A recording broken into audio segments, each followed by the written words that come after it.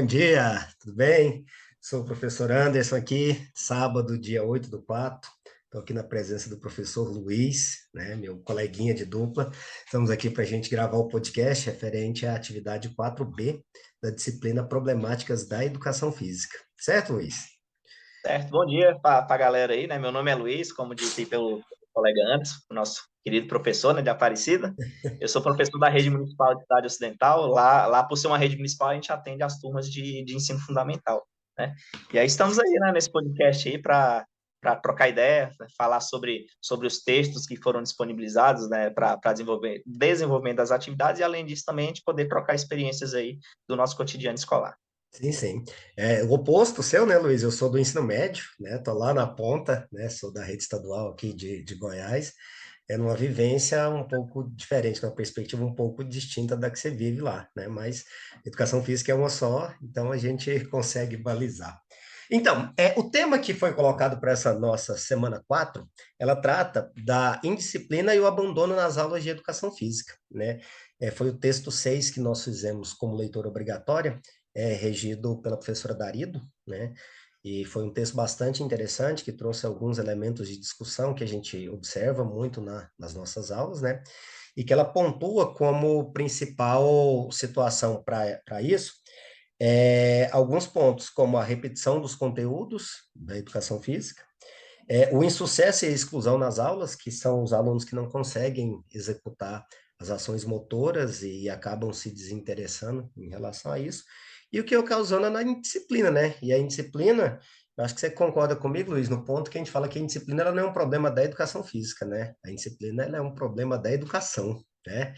Verdade. É, e junto à indisciplina, a gente soma a violência, né? Ontem nós tivemos um caso aí extremamente estarrecedor, né? Ontem, não, anteontem, no qual as crianças foram assassinadas, né? Em Santa Catarina, em Blumenau.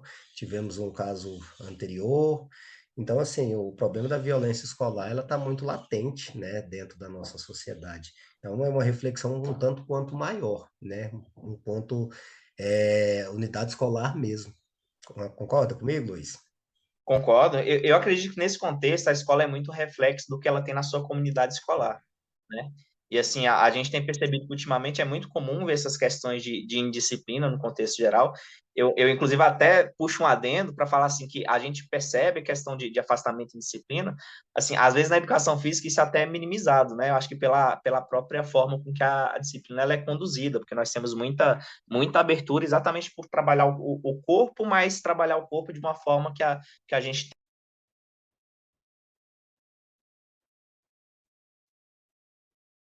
coisa, uma percepção mais afetiva.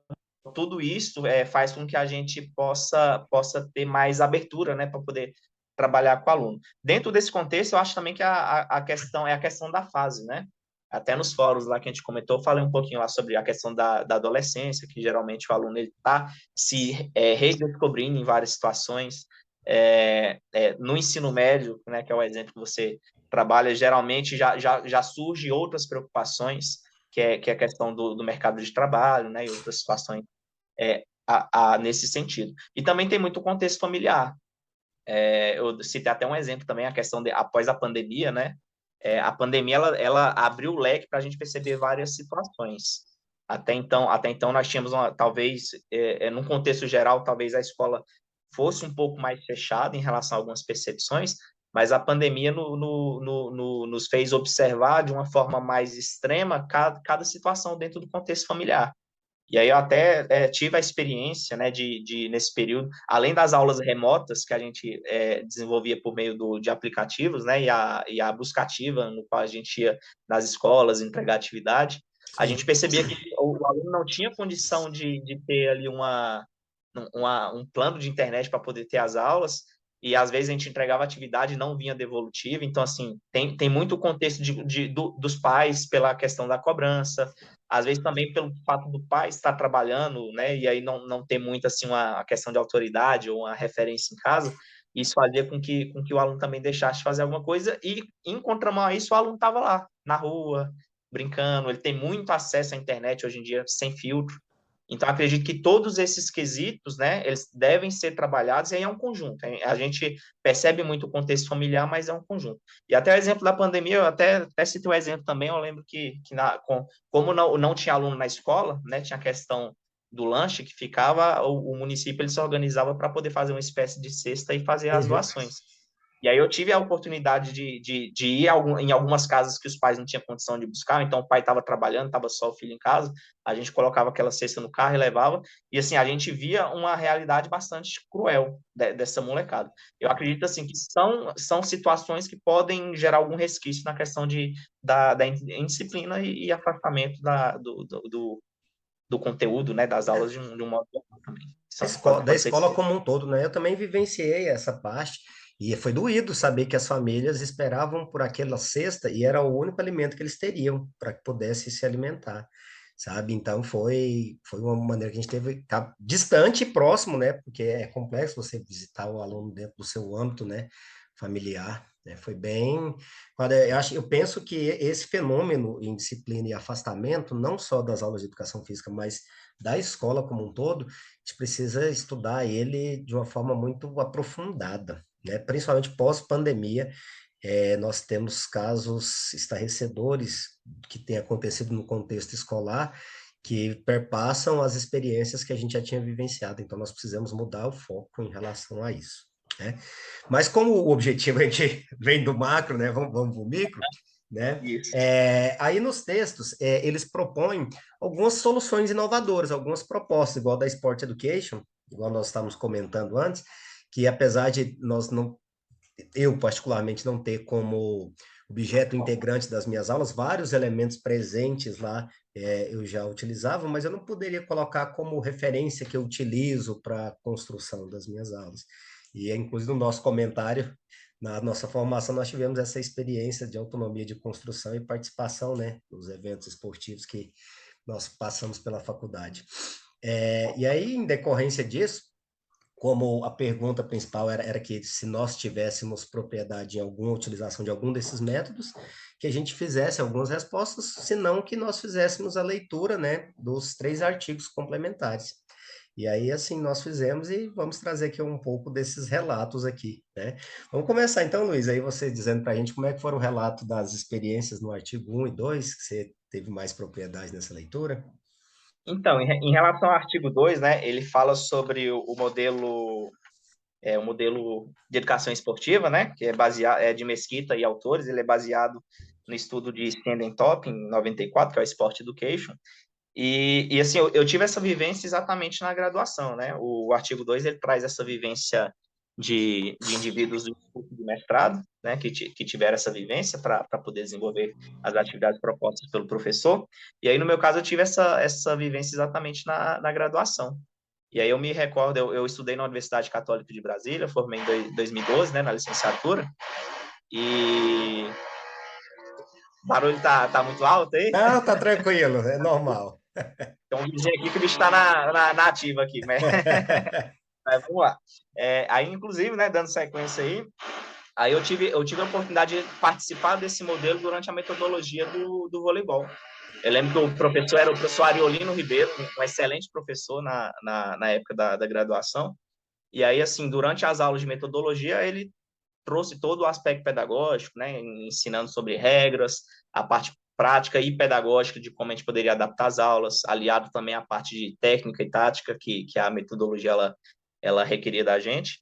E aí, no final do curso, né, ele desenvolveu um evento, e nesse evento tinha exatamente a questão da organização. Então, aqueles alunos que queriam participar como atleta, ele poderia participar como atleta, aquele que não tinha tanta habilidade motora, ele poderia participar de uma organização, ser um mesário, ser um árbitro de linha, de rede, enfim, ele tinha várias possibilidades. Inclusive, além de ser atleta, né, você poderia, enquanto não tivesse em algum momento de jogo, você poderia vivenciar outra ação também. Uma coisa até que a gente comentou, né, antes entre a gente, que assim, a gente já vivenciou isso, mas na época da graduação a gente não teve um direcionamento falando, ó, isso é um modelo de Sieden Top, né, que é baseado no Sport Education. Assim, a gente teve toda essa percepção prática do que poderia aprender, as diversas vivências, fazer parte do processo, né, se encontrar durante esse processo, porém a gente não teve orientação falando assim, ó, isso aqui é baseado num modelo de estudo que já foi, inclusive, realizado com outras pessoas. Sim, Eu sim. queria ver de você É. também a sua Ah, experiência. sim, eu tive uma vivência muito parecida com a sua, né, Luiz?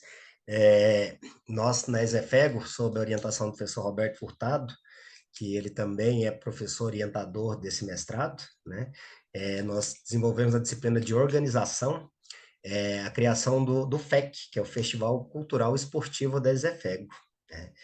E foi um evento assim no qual por muitos anos ele se perdurou, porque foi muito marcante. Nós trouxemos elementos culturais, jogos da brincadeira popular, como bete, né? Salve Bandeirinha, associado com o quarteto fantástico aí, né? O futsal, o basquete, o vôlei, handball, elementos da ginástica, né? Jogos de mesa, tabuleiro.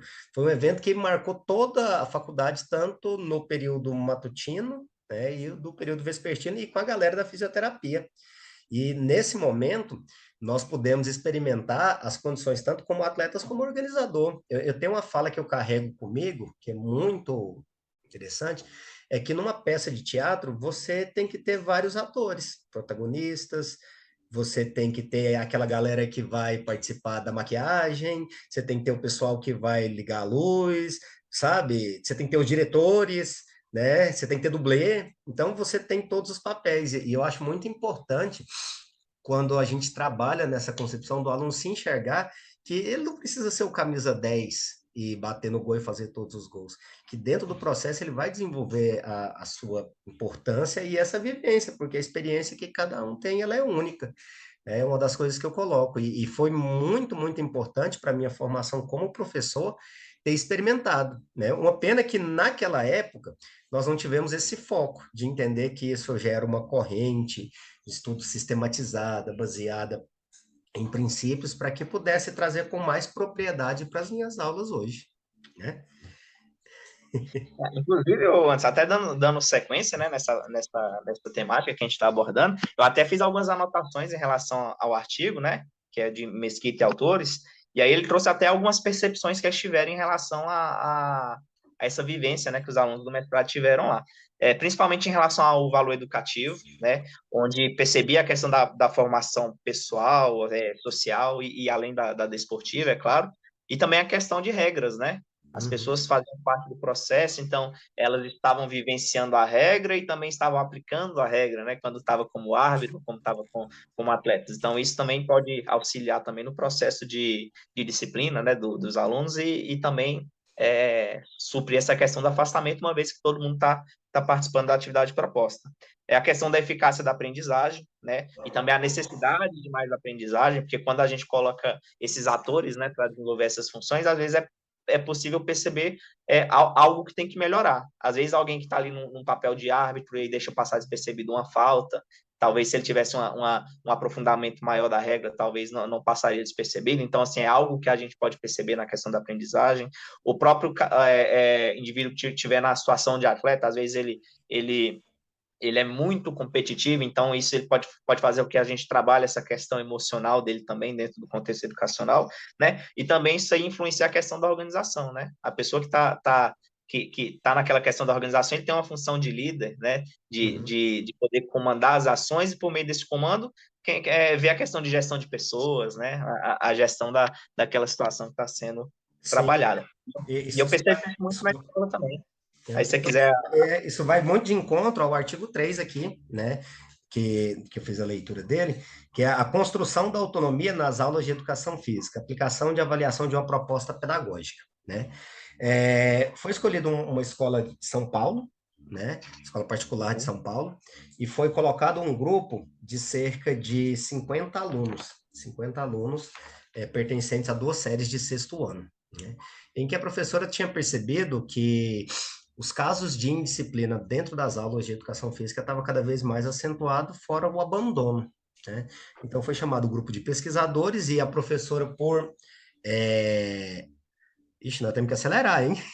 Tá acabando nossos 15 minutos. Ótimo. Ai, vamos só finalizar aqui, porque senão depois a gente extrapola o nosso tempo, né? Bom, e ela colocou nessa perspectiva, ela se tornou pesquisadora, né, no momento, apesar de estar fazendo a ação em si, ela se torna pesquisadora porque ela coloca, despende de um estudo acadêmico para que pudesse desenvolver esse método. Aí o que que ela faz? Baseado nessas novas correntes, inclusive como o método da Sport Education, né? É, ela traz uma proposta que dá autonomia aos indivíduos, desde a sua construção. Eles escolhem o esporte que era o handball, né, para ser desenvolvido, e na primeira parte que eles colocam é a construção das regras. Quais são as regras que devem ser colocadas para isso? E aí, inclusive, uma coisa que eu trabalho no projeto de vida aqui, que é uma matéria que nós desenvolvemos aqui no Estado, é a questão do contrato de convivência. E a professora vai lá e intitula de mural, coloca um mural, e nesse mural os alunos colocam quais são as regras para que eles possam vivenciar. Qual que é a autonomia que eles têm? Aí, inicialmente, ela se sente um pouco frustrada, porque os alunos não participam, então ela começa a tentar induzir no processo para que desperte o aluno. Por exemplo, o que que a gente deve fazer com o aluno quando ele agride o coleguinha? O que que ele vai fazer?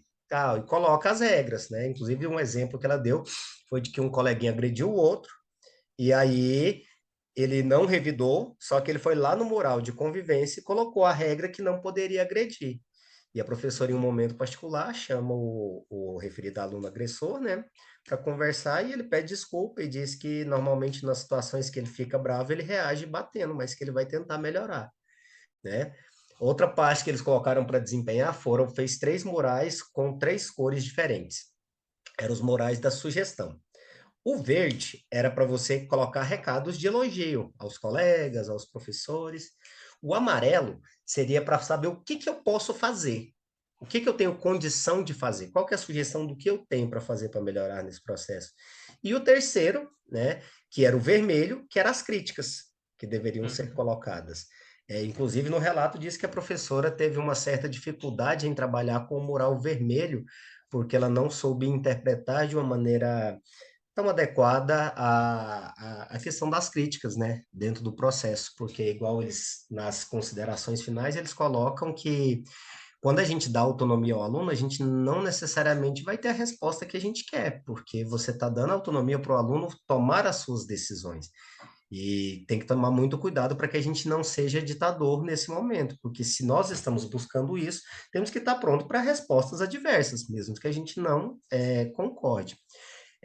Por fim, eles terminam, né, nessa pesquisa em analisar que houve grandes indícios de êxito nesse ciclo, que elas trabalharam 17 aulas, mas que existiram outros pontos de atenção que precisam de mais estudo para que possa ter-se a conclusão, principalmente pela questão da influência do professor nas decisões dos alunos, que se é nessa perspectiva, no qual você coloca o aluno como protagonista das ações, saber desse respeito que tem que ser dado, né?